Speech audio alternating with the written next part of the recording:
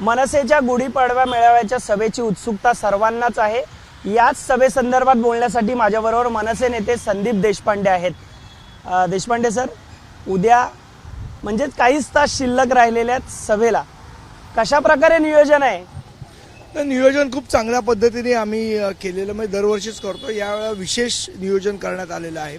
शाखांमध्ये बैठका घेतलेल्या आहेत, यादी तयार करण्यात आलेली आहे, कोण कोण येणार आहे, काय याचे डिटेलमध्ये आम्ही कार्यक्रम तयार केलेला आहे। त्यांच्या वाहतुकीची व्यवस्था आणि या सगळ्या गोष्टी करतोय आम्ही। दरवर्षी साहेबांची गुढीपाडव्याला सभा होत असते।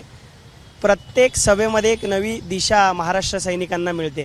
यंदाच्या सभेनिमित्तानं काय उत्सुकता आहे साहेबांच्या भाषणातून तुम्हाला? निश्चितपणे गेल्या अनेक दिवस आपण बघतोय, अनेक बातम्या, वेगवेगळ्या बातम्या येत आहेत, काही सूत्रांचे हवाले येत आहेत, काही वेगळे आहेत, पण नेमकी काय भूमिका पक्षाची असणार आहे, मला असं वाटतं ह्याची दिशा उद्या सन्माननीय राजसाहेब आम्हाला देतील आणि त्याप्रमाणे आम्ही पुढचं मार्गक्रमण करू।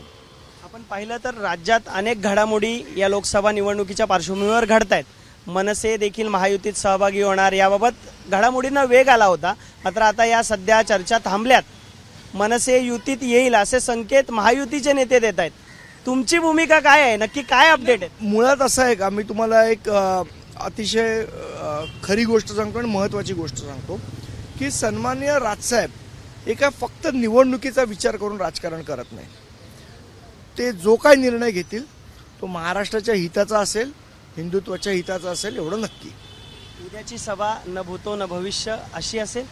निश्चितपणे मला असं वाटतं उद्याच्या सभेची आम्हालाच नाही तर महाराष्ट्रातल्या तमाम जनतेला, देशातल्या तमाम जनतेला उत्सुकता आहे की नेमकी काय भूमिका राजसाहेब मांडणार आहे। त्यामुळे अलोट गर्दी ही शिवतीर्थावर येणार आहे। नक्कीच आपण पाहतोय मनसेची गुढीपाडवा मेळाव्याची सभा पार पडणार आहे, याला अलोट गर्दी होईल असं मनसे नेते सांगत आहेत।